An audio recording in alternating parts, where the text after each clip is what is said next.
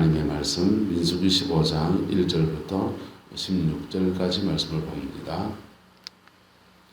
여호와께서 모세에게 말씀하여 이르시되 이스라엘 자손에게 말하여 그들에게 이르라. 너희는 내가 주어 살게 할 땅에 들어가서 여호와께 화제나 번제나 서원을 갚는 제사나 낙헌제나 정한 절기에 소나 양을 여호와께 향기롭게 드릴 때에 그러한 헌물을 드리는 자는 고운 가루 10분의 1에 기름 4분의 1 흰을 섞어 여호와께 소제로 드릴 것이며 번제나 다른 제사를 드리는 제물이 어린 양이면 전제로 포도주 4분의 1 흰을 준비할 것이요 순양이면 소제로 고운 가루 10분의 2에 기름 3분의 1 흰을 섞어 준비하고 전제로 포도주 3분의 1 흰을 드려 여호와 앞에 향기롭게 할 것이요 번제나나 서원을 갚는 제사로나 화목제로 수송아지를 예비하여 여호와께 드릴 때는 소제로 고운 가루 10분의 3 에바에 기름 반 흰을 섞어 그 수송아지와 함께 드리고 전제로 포도주 반 흰을 드려 여호와 앞에 향기로운 화제를 삼을지니라. 수송아지나 순양이나 어린 순양이나 어린 염소에는 그 마리수마다 위와 같이 행하되 너희가 준비하는 수요를 따라 각기 수요에 맞게 하라. 누구든지 본토 소생이 여호와께 향기로운 화제를 드릴 때에는 이 법대로 할 것이요 너희 중에 거류하는 타국인이나 너희 중에 대대로 있는 자나 누구든지 여호와께 향기로운 화제를 드릴 때에는 너희가 하는 대로 그대로 할 것이니라. 회중 곧 너희에게나 거류하는 타국인에게나 같은 율례이니 너희가 대대로 영원한 율례라. 너희가 어떠한 대로 타국인도 여호와 앞에 그러하리라. 너희에게나 타국인 너희 중에나 거류하는 타국인에게나 같은 법도 같은 규례이니라. 아멘. 이스라엘 백성은 가데스 바네아에서 참담한 실패를 맛보았습니다. 60만 전체가 군중 심리에 휘말려서 그냥 전부가 다 하나님을 거역하고 모세에게 돌을 던지려고 그랬던 겁니다. 모세가 무슨 죄가 있습니까? 무슨 죄가 있는 게 아니고 이스라엘 백성이 앵글이 화가 난 겁니다. 사람은 이 군중 심리라는 게 참 무섭습니다. 화가 나면 그 화를 이렇게 풀어낼 수 있는 화풀이 대상을 찾습니다. 그럴 때 그 화풀이 대상이 공동체 안에서 한 명이 어떤 사람 한 명을 지목하든지 또는 어떤 집단 가운데서 한 집단을 지목해서 그들에게 화를 이렇게 풀게 만들어 인간의 그 완악함 아주 강한 죄성입니다. 동경에 그 우리나라 조선이 이제 일제치하에 있을 때 일본 땅 동경 땅에 큰 지진이 났습니다. 그 지진이 났는데 사람들이 이제 화가 난 겁니다. 그렇게 화가 났는데 그 화를 풀어야 됩니까? 그냥 놔둬야 됩니까? 이게 그 당시는 이제 천황이 다스릴 때니까 뭐 못하면 누구 탓입니까? 임금님 탓이잖아요. 천황이 잘못해서 그렇다. 이렇게 천황은 말 그대로 천왕, 하늘 천자니까 하늘이 있는 왕인데 하늘이 있는 왕을 잘못 세웠든지 지정을 잘못해서 지금 이래 됐다. 이래 보는 겁니다. 그러니까 그 화가 부은 풀이가 어디로 갔냐? 천왕한테 가는 거예요. 왕에게.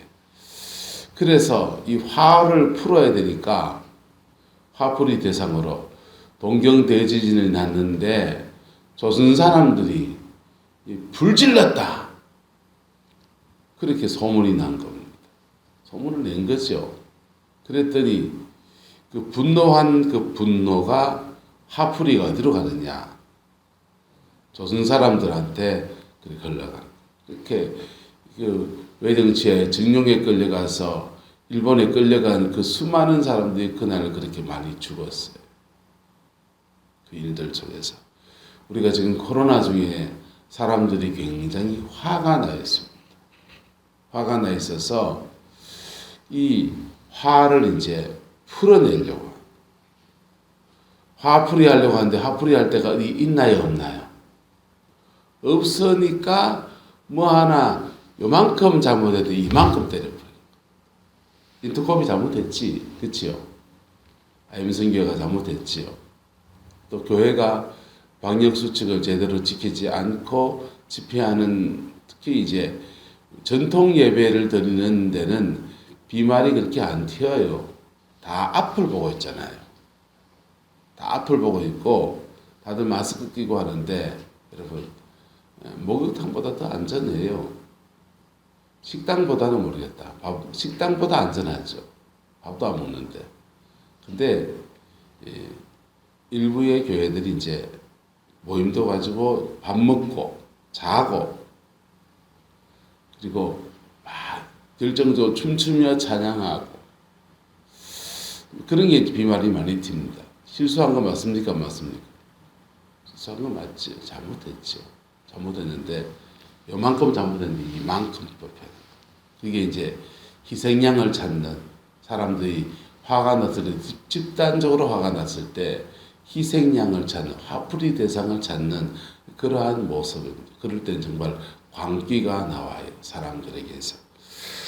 민수기 14장에서 우리는 하나님의 백성들의 집단적 광기를 보았습니다.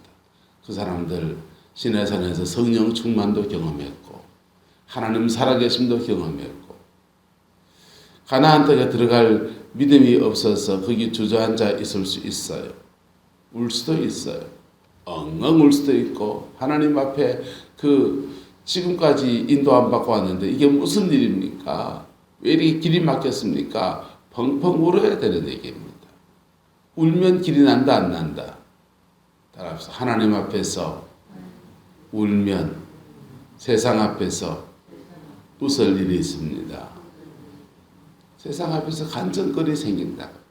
하나님 앞에서 울면 그 화가 나는데 화가 난 마음을 하나님 앞에서 울면 그 안에서 믿음의 길을 여시고 은총의 길을 여시고 축복의 역사를 만들어 가시는 거예요. 할렐루야. 그 은혜가 저와 여러분들이 있기를 예수 이름으로 축복합니다.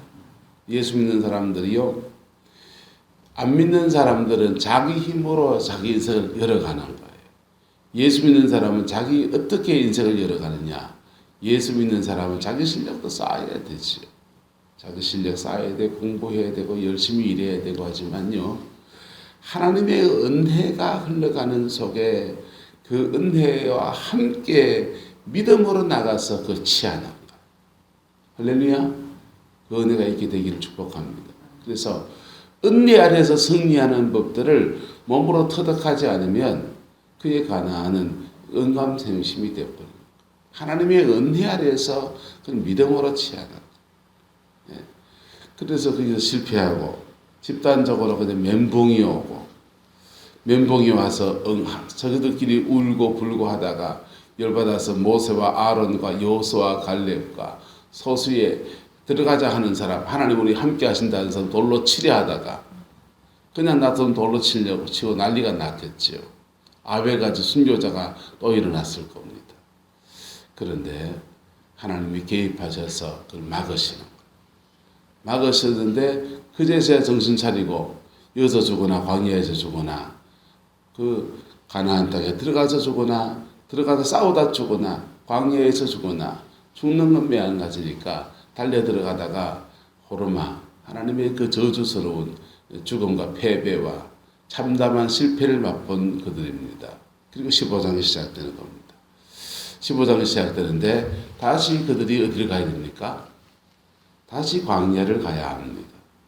다시 광야를 가야 되는데 주님이 다시 광야를 가는 그들에게 무너진 그들에게 마음이 깨어진 그들에게 낙심하여 지쳐있는 그들에게 주님이 이렇게 말씀하십니다. 여호와께서 말씀하여 이르시되 이스라엘 자손에게 말하여 그들에게 이르라.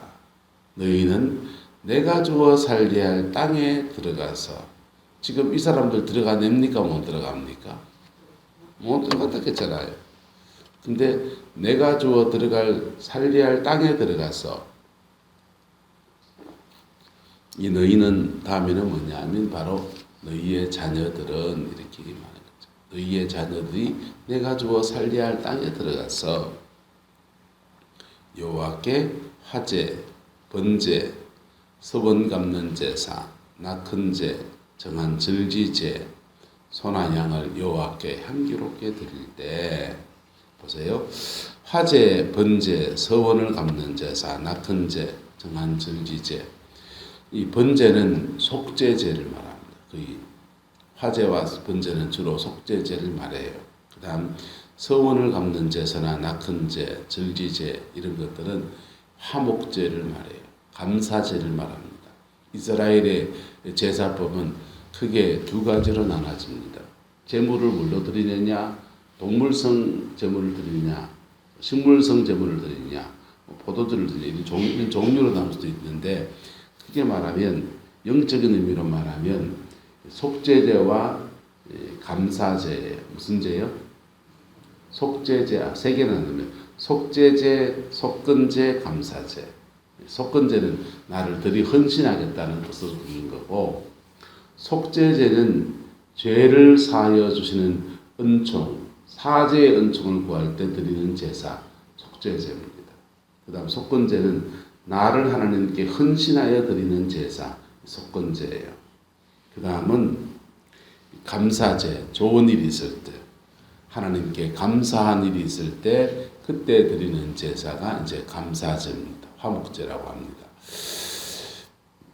이 속죄제와 속건제의 제사는 모든 제물을 불살라서 하나님 앞에 온전히 드리는 거예요. 100%다 드려버립니다. 그 다음에 이 화목제, 감사제는 하나님께 감사하고 그 기쁨을 이웃과 나누어요. 이웃과 나눠서 반은 하나님께 드리고 피와 내장 같은 못 먹는 부위는 불살라서 하나님께 드리고 살코기는 발라가지고 이웃끼리 이제 구워 먹고 나눠 먹고 찢어 먹고 볶아 먹고 하는 겁니다. 새벽마다 우리 봉고차 타고 이렇게 집에 갈 때 되면요, 다들 이제 아침밥 뭘 해 먹을까 고민을 얘기하다가 자연스럽게 차 안에서 만찬이 펼쳐집니다. 아침에 회를 먹기도 했다가 과메기를 먹기도 했다가 불고기 파티를 했다가 차 안에서 식사를 다 하고 설거지까지 다 끝내고 집에 들어갑니다. 근데 그때 참 음식 먹는 얘기가 참 이렇게 기쁘잖아요. 화목제는 이렇게 서로 나눠 먹는 제사입니다. 주님이 근데 지금 속죄제와 화목제에 대한 제사를 지금 말씀하고 있는 겁니다. 생뚱맞잖아요. 그들이 지금 광야로 지금 들어가야 됩니다. 참담한 실패를 하고서 사람이 죽고 그의 소망하던 바 가나안이 끊어지고 그들이 다시 광야로 지금 들어가고 있는 겁니다. 근데 하나님이 이 두 가지 의미에서 이 제사에 대한 말씀을 주십니다. 바로 너희가 내가 주어 살게 한 땅에 뭐하여서 들어가서 다시 소망을 말하는 거예요. 할렐루야. 저와 여러분에게 예수 안에서 소망이 있습니다. 할렐루야. 예수 안에서 소망이 있습니다. 우리는 신앙생활 하면서 심지어 인생을 전부 다 광야에서 끝낼 수도 있어요. 인생을 가나안 땅 구경도 못하고 전부 다 여기서 광야에서 끝낼 수 있어요. 하지만 천당은 간다 안 간다? 갑니다. 여러분, 저는 아직 그래도 한 30년 살아야 돼요. 그래야 저도 아들 손자도 볼 거 아니요. 근데 오남 선사님 한 20년 사시면 돼요.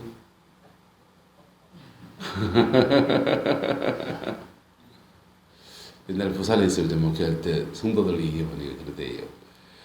목사님 70 넘어가면 안 아깝습니다. 하더만요. 그렇습니까? 70 넘어가면 여기 천학년에 아무도 안 계시네. 60 넘어가면 안 아깝습니까? 50 넘어가면요.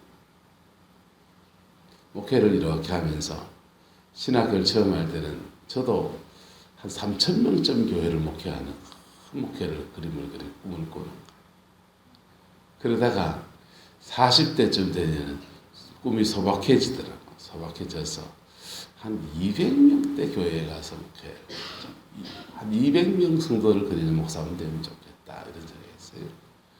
50이 딱 넘어가니까요. 그냥 주신 것에 감사하고 하나님 내 새끼나 잘 됐으면 좋겠습니다. 이렇게 돼요. 여러분, 이스라엘 백성이 지금 다시 광야를 걸어가는 심정이 자기들은 이 광야에서 다 죽을 거라는 말씀을 받고서 아무 소망이 없습니까? 이 땅에 소망을 두면 아무 소망이 없습니까? 광야를 걸어가는 자에게도 소망이 있다 없다? 있습니다. 할렐루야. 광야를 걸어가는 자에게도 소망이 있습니다. 그것은 바로 다음 세대를 하나님 앞에 세우는 소망입니다. 할렐루야. 저와 여러분은 광야를 걸어갈지라도 여러분의 자녀 세대에는 가장 견고한 믿음의 터 위에 서서 그의 인생을 살아가게 하는 그 은혜가 있게 되기를 예수 이름으로 축복합니다. 내 같은 인생 살지 말아야 되잖아요. 여러분, 목사로서 내가 정직히 제가 말씀드릴게요. 광야가 돌파가 안 된 사람은 딱 저 아버지 어머니처럼 삽니다. 딱 저 아버지 어머니 같이 삽니다. 이상합니다. 그리고 여자면 꼭 저 아버지 같은 신랑 만납니다. 남자면요. 꼭 저 어머니 같은 마누라 만납니다. 그래서 나이 30, 40대 그땐 잘 몰라서 그렇다 치고 한 50이 넘어갔는데 하는 행색을 딱 보면은 딱 어머니고 딱 아버지예요. 근데 신앙 안에서 믿음으로 사는 사람들은 아버지가 육신의 아버지를 넘어서는 아버지가 다른 아버지가 있습니다. 누구십니까? 하나님 아버지. 그래서 그분의 성품과 그분의 성향과 그분의 은총을 담는 거예요. 할렐루야. 그리고 그분이 가진 능력도 그에게 주어지고 안 주어지고 주어지고 그의 인생에 가나안에 들어간 사람은요. 창세기 1장에 말합니다. 가나안에 살면은 세 가지 축복의 명령문이 있고 세 가지 사명의 명령문이 있습니다. 가나안의 삶을 사는 사람들은 세 가지 축복의 명령문이 뭡니까? 따라서 생육하고 번성하여 땅에 충만하라. 생육, 번성, 땅에 충만이에요. 축복의 명령문입니다. 사명의 명령문도 있습니다.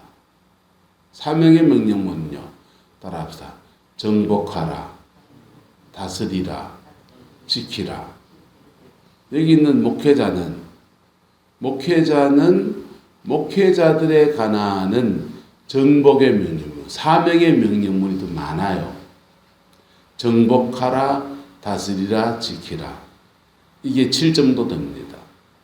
그 감당해 나가면서 축복의 명령문, 생육도 일어나고 번성도 일어나고 땅의 충만함도 일어나지는 것. 아브라함에게 말했잖아요. 내게 복을 주어 너의 이름을 창대하게 하리니 너는 큰 민족을 이루고 땅의 모든 족속이 너와 내 자손을 인하여서 복을 받을 것이라. 이게 축복의 명령문이에요. 축복의 명령문과 사명의 명령문이 같이 있다 없다? 같이 있어요. 사명의 명령문은요. 땅의 모든 족속이 너와 내 자손을 인하여서 복을 받을 것이다. 그걸 위해서 정복하고 다스리고 지키고 이 두 개가 쌍으로 가는 거예요. 이 두 개가 다 무엇 안에서? 성령의 충만함 안에서 이루어져 가는 거예요. 할렐루야. 믿음의 사람들은 그의 가나안이라고 하는 따로 있는 게 아니에요. 시간 지나면 가나안고 그런 거 아니에요. 그의 가나안은 그가 열어가는 겁니다. 그가 열어가는 것인데 그 열 때 성령 충만해서 믿음으로 취하고 성령의 역사가 흘러가는 흐름을 따라서 나도 발맞춰 따라가면서 정복하고 다스리고 지키고 정복한 터 위에서 생육하고 번성하고 땅에 충만한 축복과 사명을 함께 이루어가는 거예요. 기독교 역사가 펼쳐져 가서 복음이 꽃이 필 때마다 이게 확 피어오르는 거예요. 영국에 복음이 확 피어올라서 그들이 신앙 안에 회복이 되었을 때 하나님은 그들에게 정복의 길을 열어줍니다. 정복한 터에서 다스리고 지키는 사명의 길을 걸어가는 선교사들이 영국을 중심으로 해서 19세기의 선교운동이라고 해서 인도로, 미국으로, 세계 아프리카로, 호주로, 세계 각지로 영국 선교사들이 막 뛰어나간 겁니다. 평신도들은요, 그 하나님이 열어준 그 터에 생육하고 번성하고 땅에 충만한 축복을 위해서 막 달려가고, 사명자들은요, 정복하고 다스리고 지키는 사명을 위해서 막 달려가면서 그들의 가나안을 펼쳐간 거예요. 이 촛대가 미국으로 옮겨졌더니 미국 사람들이 전 세계에 생육하고 번성하고 땅에 충만해져요. 그리고 미국 사람들이 신앙이 그때는 좋았으니까, 지금은 좀 말이 어렵지만 좋았으니까 세계 각지에다 선교사를 보내요. 남아프리카 공화국, 중남미 지역, 중남미 아메리카에 막 선교사가 막 들어갑니다. 한국에 선교사가 들어옵니다. 세계 각지에 선교사 보내면서 사명의 명령문, 정복하라 다스리라 지키라를 이루어가고, 축복의 명령문, 생육하고 번성하여 땅에 충만하여, 이걸 막 이루어가는 그 촛대가 한국에 왔을 때 한국 땅에 복음 안에 회복이 되는 여정을 지나서 믿음 앞에 딱 세워진 사람들이 성도들의 삶에는 뭐가 주어지고 축복이 주어져서 생육하고 번성하고 땅에 충만하고, 그 복이 있기를 축복합니다. 생육하고 번성하여 땅에 충만해서 전 세계로 뻗어나가 수출 대국을 만듭니다. 당군 일에 가장 잘 사는 나라를 세워가는 축복의 문이 열리고, 그리고 목회자들은 목회할 만남, 깃발만 꽂으면, 십자가만 꽂으면 막 교회가 막 벌떡벌떡 일었어요. 그때는 신학교 다니면서도 교육했죠. 천막에 가마떼기 깔아놓고 교회만 열으면 그냥 막 교회가 막 부흥한 거. 그분들이 신학을 뭐 제대로 뭐 공부를 했나요? 뭐 뒷공문으로 공부했지. 근데도 그냥 깃발만 꽂으면 그냥 막 기도하는 사람이 몰려와가지고 그냥 와 해가지고 교회를 일으키고, 정복하고 다스리고 지키는 사명의 명령문과 축복의 명령문이 함께 오르죠. 한국 기업이 가는 데마다 하는 교회 세워지고, 하는 교회를 중심으로 해서 선교사가 나가서 그렇게 세계 각지에서 정복하고 다스리고 지키는 그 역사들을 이루어간 거예요. 이게 복음 안에서 주어지는 축복, 사명과 축복이 한 싹이 돼서 막 이렇게 펼쳐져 가는 거예요. 여러분의 남은 생에 이 가나안의 축복이 있게 되기를 예수 이름으로 축복합니다. 그러면 어떻게 되냐? 내가 성령 충만해야 되고, 뭐 해야 되고?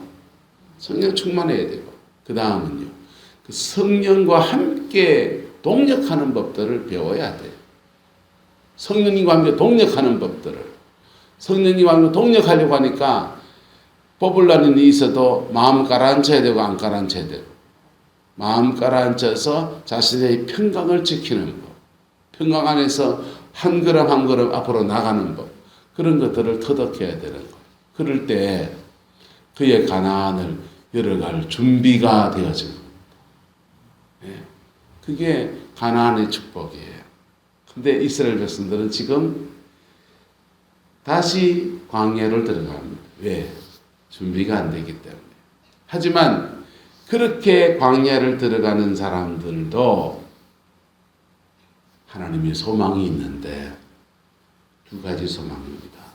하나는 내 영혼이 천당에 갈 아름다운 준비의 시간이고, 뭐하는 시간이고, 내 영혼이 예수 믿으면 천당 가요. 예수 믿으면 천당 가요. 근데 정말 믿음 안에서 온전하게 회복이 돼서 가는 거하고 그냥 특별히 믿음으로 가는 건 달라요.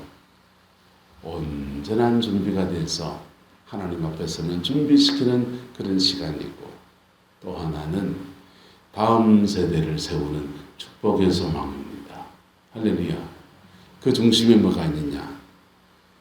이러나 저러나 하나님 앞에 뭐하는 생활, 예배하는 생활.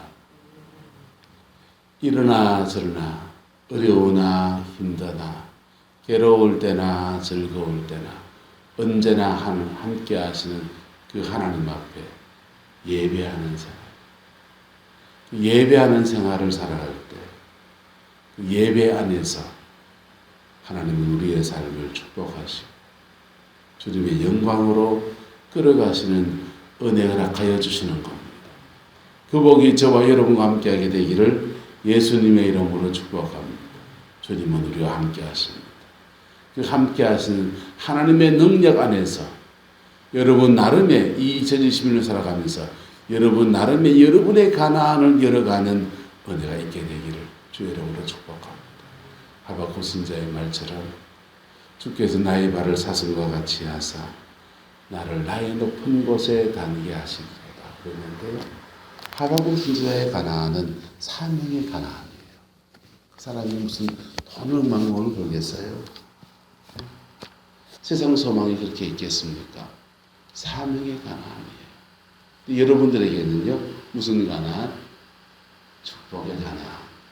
옆 사람 축복할까요? 축복의 가난 자제합시다. 고비를 넘어가기를 축복합니다. 그러나 고비를 못 넘어가도 다시 예배하고, 다시 제사하고, 다시 감사하고, 다시 회개하고, 다시 믿음으로 걸어가면서 그의 광야를, 남은 광야를 믿음으로 지나가는 그 은혜가 있기를 예수 이름으로 축원합니다. 기도하겠습니다. 좋으신 아버지 하나님, 주님의 평강을 우리가 구합니다. 아버지의 자비를 우리가 구합니다. 아버지, 다시 광야를 지나갈지라도 하나님의 그 신실함으로 언제나 함께 하시는 주님을 찬양합니다.